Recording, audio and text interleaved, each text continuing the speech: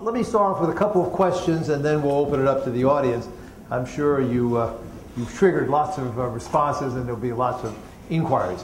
Let me go back to some of the things you talked about early in your remarks, both about the success of the German economy, despite the difficult neighborhood, and the need, as you put it, for material changes in other European economies, achievement of global competitiveness. Could you elaborate a little bit more on how Germany did it? 20 years ago, there was lots of anxiety about the German economy. Germany was viewed in some quarters as sclerotic, sick man of Europe. After unification, there were lots of difficulties that seemed also quite daunting. But over these last 10 to 20 years, Germany has achieved, you didn't use the term, but Germany has achieved a big internal devaluation. It's dramatically improved its competitive position. You talked about the cooperative unions. Two questions. Elaborate a bit on how Germany did it. Were the labor market reforms important? Were there other elements in policy that changed the economic fundamentals in Germany? And secondly, how much of that might be doable in other European countries? When the question is raised, is internal devaluation possible? I always say, yes, lots of countries have achieved internal devaluations. The most dramatic is Germany. But how much of that is replicable? You mentioned, without again using the term, big cultural differences in Greece at the extreme, but maybe in some of the other peripheral countries. So how much of the German experience can actually translate into other parts of Europe and essentially bring the rest of Europe up toward the German standards sufficiently to achieve the fundamental transformations you're looking for? Well, let me start with a remark. You are referring to Germany in this moment as a sort of a benchmark.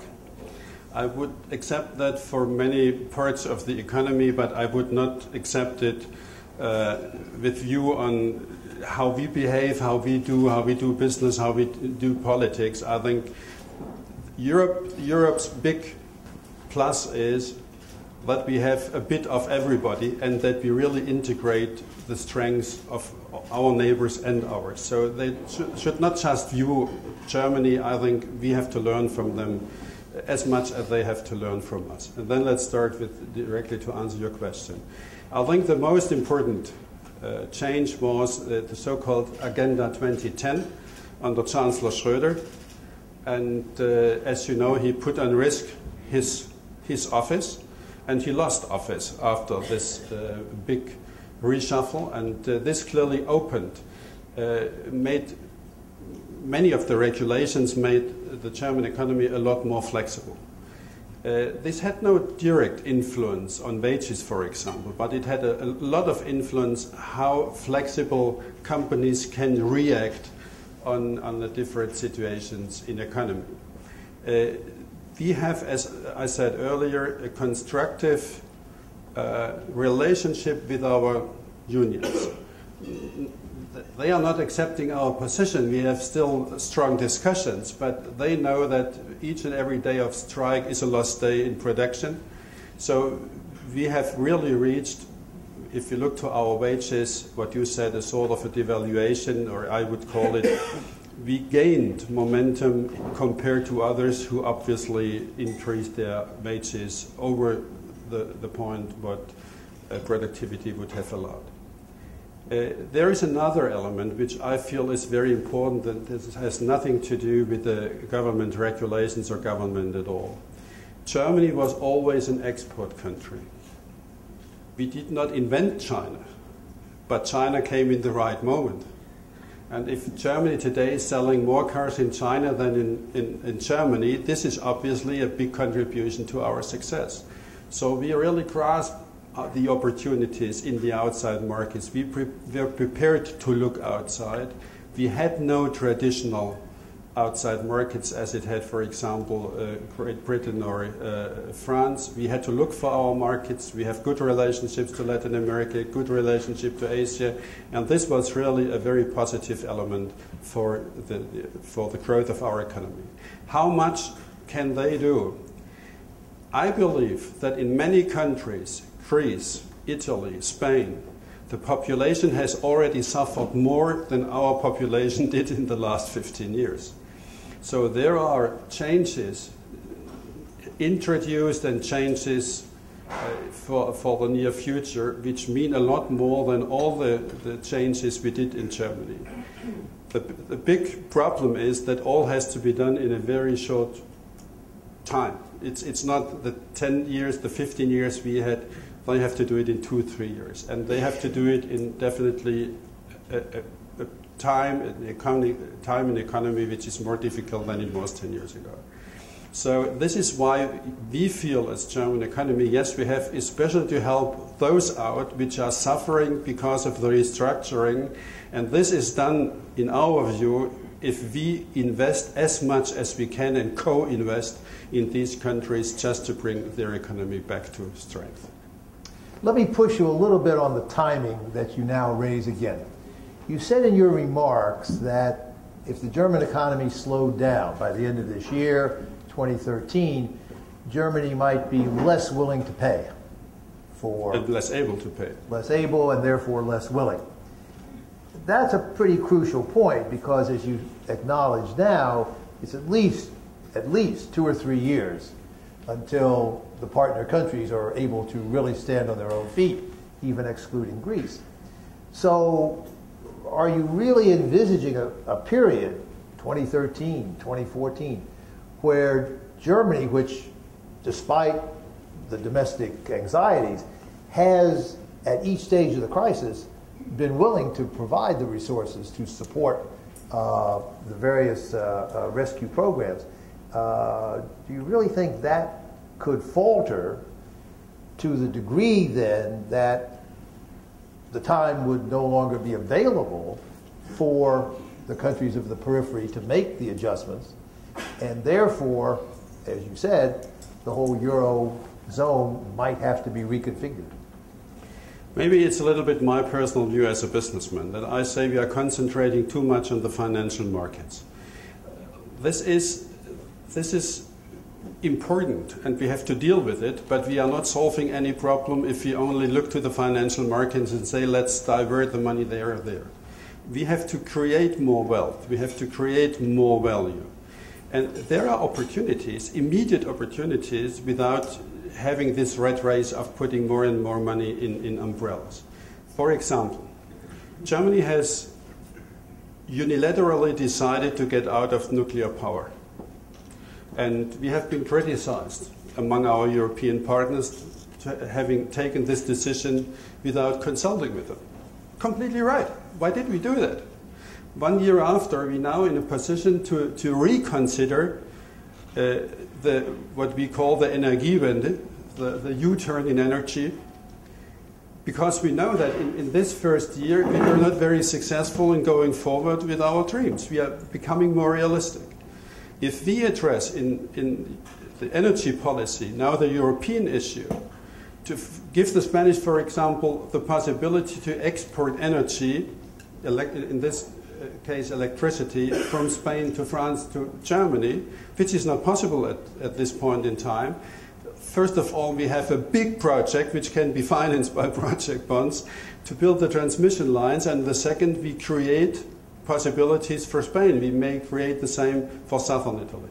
So energy policy is one. And if we, for example, would reduce in Germany the burden on energy cost, which is today completely, energy cost is a let's say, a focus point for taxation. It's not any longer a question what's the cost of energy. If we would reduce that, that's even in the mere dimension, it is a lot more than any stimulus package could be. So we have to address the burden, we have to release the burden, we have to open our views for immediate projects. We have a group together with Italian industrialists to create and identify the projects which can be financed tomorrow morning and can be started tomorrow morning. And there are broadband, for example, there is private money. So if you really look, where can the strengths of the economy be released, there is a lot of potential still. Let me ask you one more question on a different topic and then open it up to the audience. you've been in the middle of the efforts to strengthen economic ties between Europe and the United States. Why is it so difficult? Both our countries have just signed free trade agreements with Korea that are almost identical. Why can't we just mesh them and give each other what we've both given to Korea and gotten in return? Why is it so difficult for the United States and Europe to make even modest progress on regulatory reform, certification principles, and the like, let alone dealing with the broad trade barriers that we know exist in both our regions? You're a veteran of this. You're in the middle of it. Your business associations want more expansive economic relations with the United States. Why is it so difficult for two high-income countries with similar philosophies, with relatively low barriers, to move forward toward freer trade? You could address a few issues that might be the United States have been concentrated more in the Pacific in the last time. You can say one administration has done more than the other, but I think that's not important. One is you cannot any longer address Germany or France or Italy, you have to address Europe. And Europe as a partner is difficult. That's what we described earlier. All these endless debates have to be done first in Europe, and then you can talk to Europe as a whole. And the second is we are both established economies. We all have our sets of rules. If we talk today to countries which are in a process of establishing rules and regulations, it's always easier to come to a result. We have a lot of our own standards, of our own non-tariff barriers, of our what we are accustomed to do. So I think it's not very much. No, let me say the other. I think if we bring more energy into this project, more ambition, it could be done pretty quickly, but there should be a vision, and that's why I'm trying to support Tom Donohue's view. We should not only look for the low-hanging fruits and pick them. We should really look for on the top of the trees and have a vision that we really know where we want to get. Just to follow that for 1 second, Chancellor Merkel did again raise the idea of a free trade zone across the Atlantic, and you've supported that. Tom supports it. Many of us do. Would Chancellor Merkel be willing and able to forge a consensus among the European countries, the EU countries in this case, to enable them then to participate in that kind of talk? Definitely so. Yeah. Definitely so. Okay, well that's encouraging. Okay, let's open it up. We've got traveling mics, we've got a standing mic in the back. Raise hands and we will ask questions. We've got a couple people lined up at the mic in the back, so Steve start it and then I'll go around and alternate. Thank you, Fred. I'm Stephen Kenneth, and I used to work with Mr. Berkston at the Treasury Department and then at the U.S. Council for International Business. Mr. Keitel, thank you very much. You gave us a lot of information today, some longer term, some general, some specific, and you gave it to us through the eyes of the European Business Organization. Let me ask you to put on a different hat. Suppose you were the head of a very large pension fund in the United States, CalPERS. What would you want to see? And in what time frame would you want to see it for CalPERS to go long on euros? More questions to come? Or why don't you go ahead? Okay. When I was still a businessman in my former life, I was used to talk to the investors, CalPERS and others, and I remember two fundamentals. One is you have to convince those guys that your house is clean. And I think Europe has to do still a lot to make clear, yes, our house is clean. Nobody says that clean is 100% clean. You have to say, that's it, and here are my problems. But I address the problems, they are in the right dimension, we will solve it, and so on. You really say, where are my problems and where is everything clean? And the second one is you sell the future. Investors are not interested in the past just to know that the house is clean, but they are not interested in what you did 10 years ago. They are interested in what you do in 10 years from now. And I think Europe has to develop this vision. Where will we be in 10 years from now? And what are the milestones? How can we achieve that? And then really work against these milestones and not always work behind the financial markets. We have to overtake the public opinion. We have to say, this is our vision, and you will see next year we will be this and there.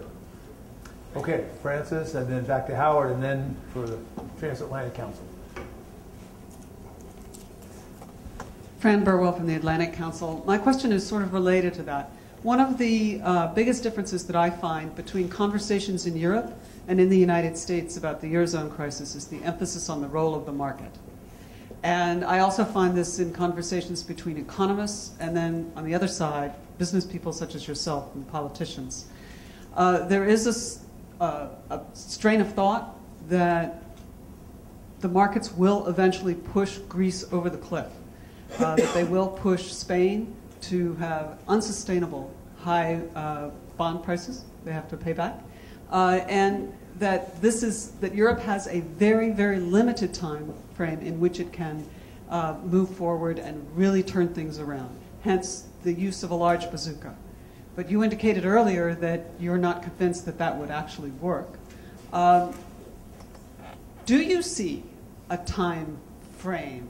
George Soros has said at various points, he said 3 months for the Eurozone.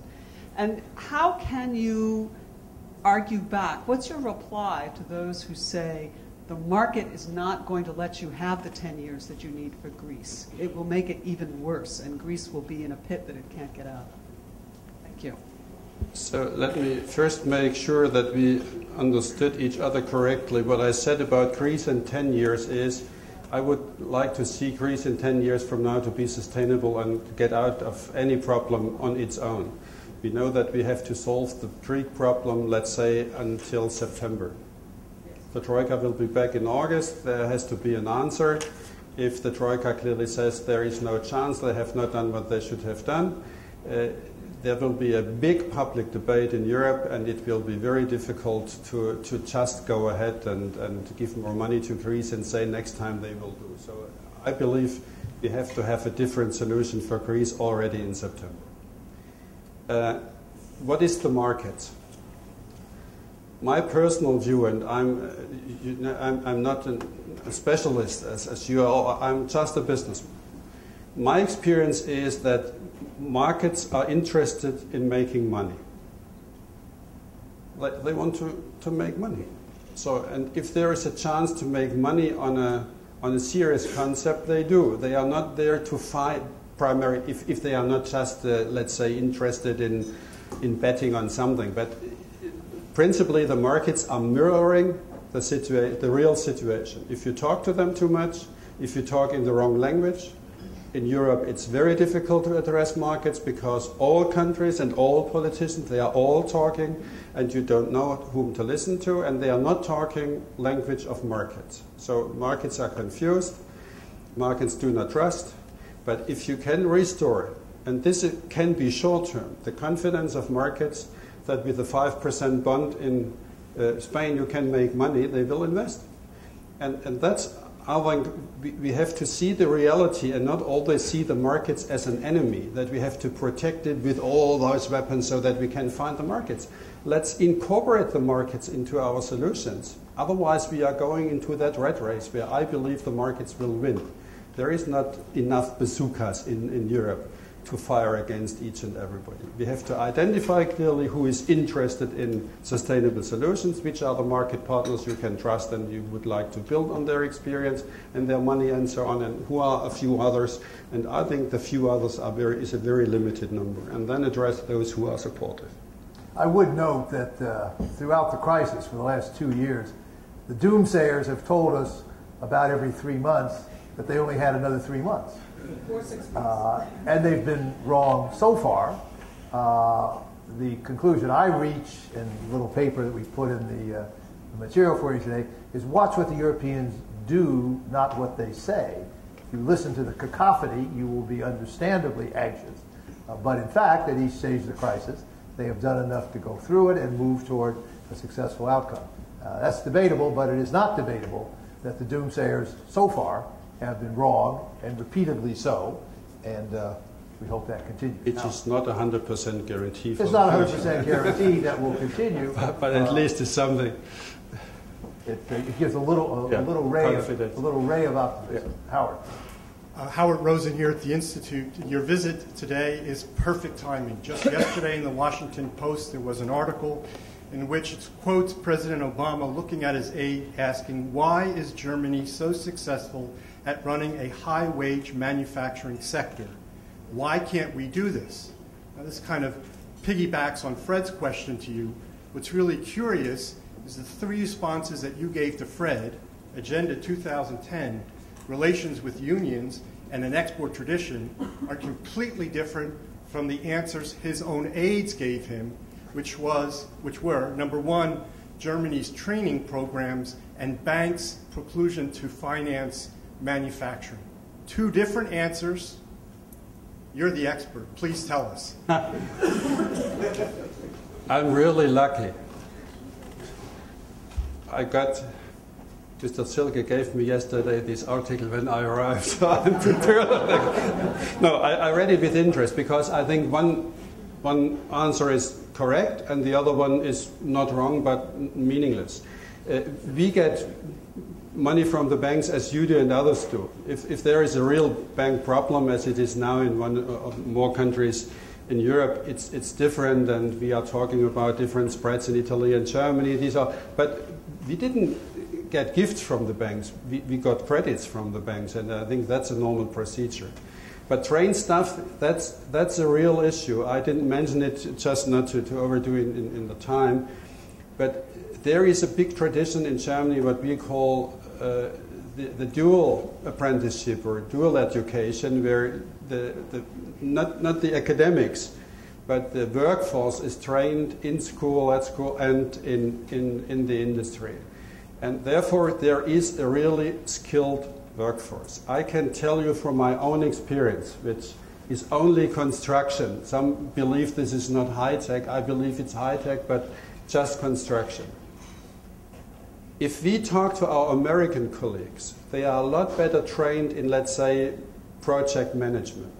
They have all the skills for project management, for monitoring, for controlling, for everything. If it gets to the real skills, how to build a building, there is a big advantage in Germany. So, and that's why I say, this is not only US, Germany. This is, for example, true in Italy. They are craftsmen, excellent craftsmen. Others, the French, for example, are very well-trained project managers. They have a different educational system. There is still a lot of grounds for common business in Europe, which is better than the isolated businesses of the different nations. If we admit to address our weaknesses and strengths, the individual ones, to bring that better together and not to say, hey, we are competing in a way, we have to get where Germany is today. 10 years ago they said we would never like to get where Germany is today. So this is a changing environment. We should. I read once a book from Saint-Exupéry who said, if you would like to have an orientation, I say it with my words, at night you are on a ship, on your ship at night, and you have only the lights of the other ships, and you have the stars. You better look to the stars and not at the lights of the other ships. And that's what we have to do in Europe. Not compare always. This is better there, this is better there, I need a little bit of this and that. Just try again not to focus on the Euro crisis from the morning to the evening. Just to look outside and see there is another world outside. I mentioned earlier, if I'm asked today and yesterday in Washington, do you know that in November, that's not only the presidential election, there is more behind if you look to Capitol Hill. Do people in Germany know? I say they are not even aware that there's presidential election in November. So they are so much, I'm overdoing it a little bit, but they are so much concentrated on the euro and the euro crisis every day that they forget the world is outside. If you don't mind, I just want to clarify, the President's advisor did not mention the export tradition and the relationship between industrialists and unions. Tell just them. to help us, Tell could them. you put your point on training and human capital in the context of these others? Are they just as important? Is the training more important? Could you just help us get the whole picture? I think the training is very important because it's a structural issue. You cannot do it just from one day to the other. You have to have a certain tradition, and it's tangible. It's not just a value. Export orientation is something you cannot just create. It's there. There is a tradition. That is not a tangible value. This is more a soft skill. So you cannot, or for the relationship with the unions, this may change tomorrow. This is, we asked about the last 10, 15 years. It was a good time for us. But I think all together all those things have to come together. It's not one or the other. Okay, next. I'm Catherine Hauser with the Transatlantic Business Dialogue. I want to build on Fred's question about trade. Mr. Keitel, it's been terrific that BDI is such a strong supporter of the high-level working group and the Transatlantic Economic Council. And it is true that relations between our negotiators are better than they've been in a generation. But my question is, if we go about negotiating a free trade agreement based on the trade rules that were negotiated for the industrial age, how are we going to be transformational to come up with agreements that are really going to generate the kind of innovation we need in order to prompt the job growth and the economic growth that we both need? How do we make this transformational and not just status quo? We have talked about the issue more often. I'm convinced that we have first to do our homework and to do our homework well. We have started to negotiate free trade agreements. You know that we got stuck 34 years ago because of really low-hanging fruits not being picked, when really there was no more dimension in there, no vision in the game. The vision is back, I think, the momentum is back, and now we have to do it step by step. If we talk second long-term view, which I feel is very important, first, I think we lose the agreement in the short term. We really have to concentrate and to do our homework.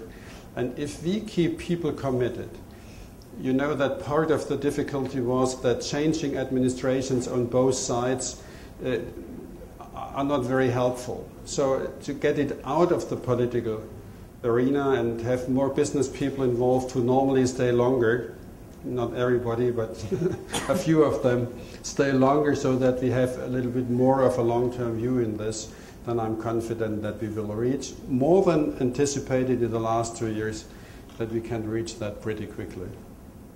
Jeff? I'm Jutta Hinnig from Inside US Trade, so of course I'm going to follow on the trade question, but you keep talking about stages, long-term view, but can you give us some context of which time frame you're talking about? And even though I heard you say don't concentrate on the euro crisis, but is there really policy space to address such a difficult issue? When you talked about Chancellor Merkel being able to develop a consensus in the middle of all of this, or what is your view in terms of time?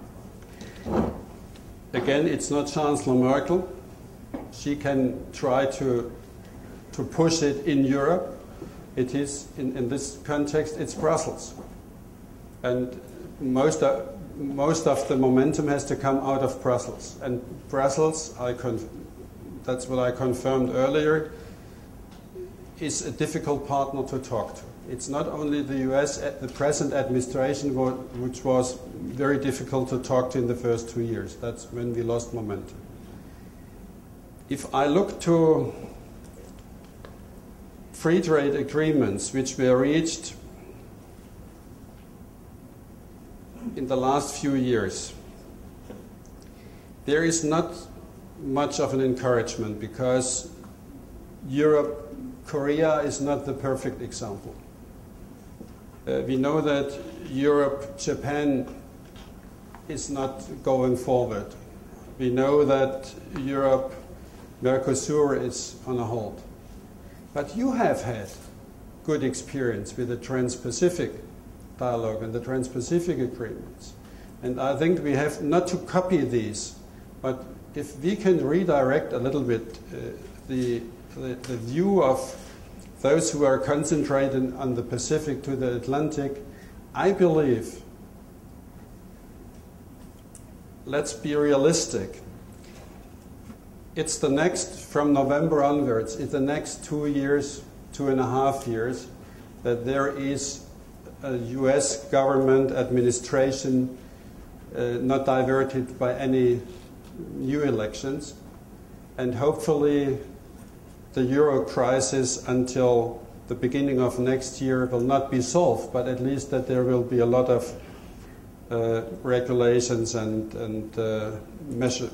measures in place that in this time frame, from 2013, 2014, we should be able to have something material on the table. Something material on the table or something materially concluded?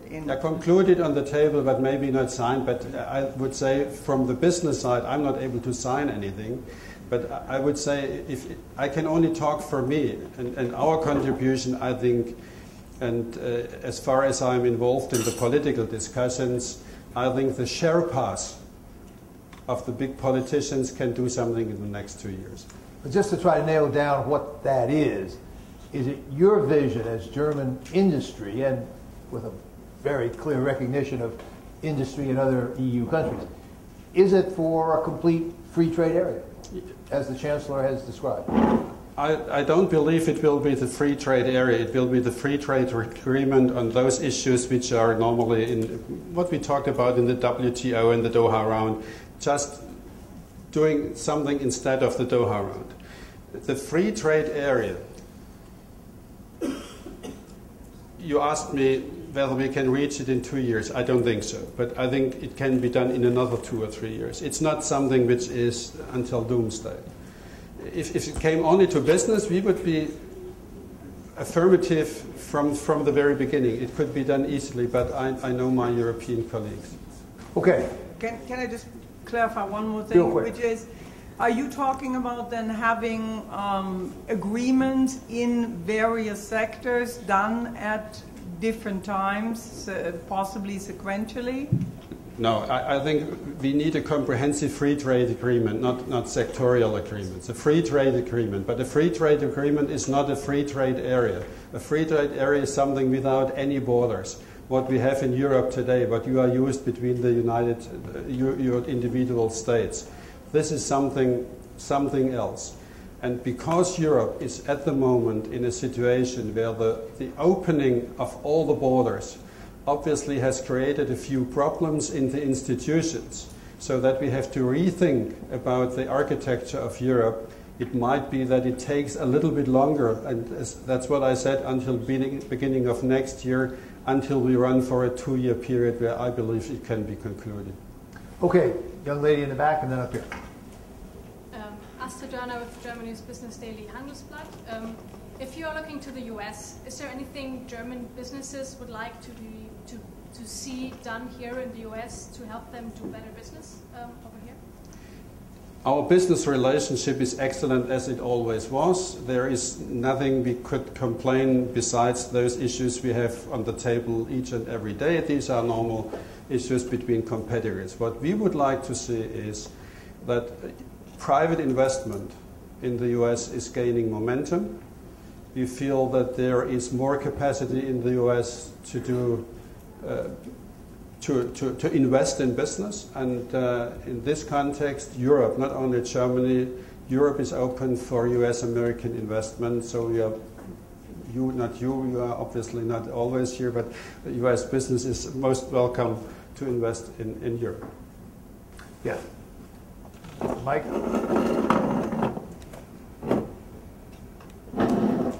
Thank you. Christoph and Marshall from the German daily Der Tagesspiegel, living here now 7 years and following the Euro crisis from this side of the Atlantic, which is a different perspective. I just want to react on a friend's remark.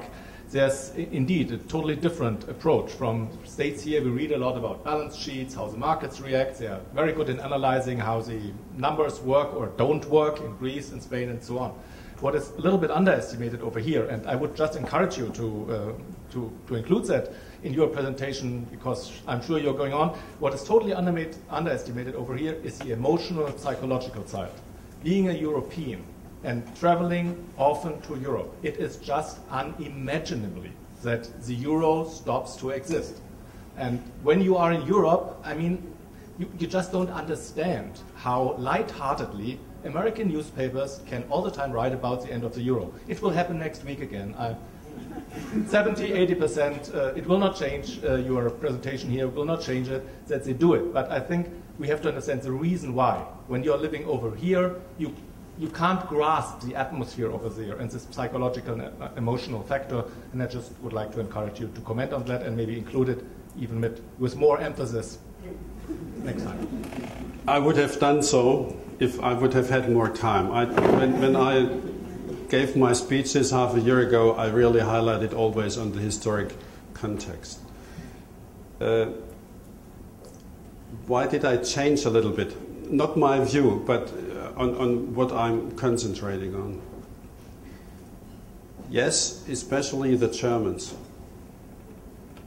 have a very special relationship to Europe. Because they know that reunification and integration after World War II into the Western world, that this all relates to the present debate on the Europe and how we deal with each other. The very often used word here of leadership is something which we don't dare to translate in Germany because it's part of our history. So leadership is seen completely differently in Germany as it is in other parts of the world. But in the end, we have to make sure that not because of all this historic context and because of the emotions, we forget that the rescue of the euro crisis or the end of the euro crisis will be very much dependent on what we really do and not what we feel. This will be a momentum for us to do more, but we have to do it. And people have, in my view, talked in Europe too much about, and pro and con, about feelings. Do we have to save these Greeks? The others, yes, we have to because we have the historic dimension. Neither nor will help in the crisis. We have to do it materially, and that's why I'm saying all this context is okay. I fully support it, and it should be for us a big driver, but we have to do it. But to bet that we will do it. We will do it. My view is we will do it. Yeah. That's the point. Yes, it down. We have come to our witching hour. Hans-Peter, thank you very much for your very candid observations on lots of things. I'm sure there's going to be more of this. We'll look forward to keeping in touch with you closely, particularly keeping in touch with German business, the embassy, the government, and we'll hope the progress continues to be recorded as so far it has. Thank you all very, very much.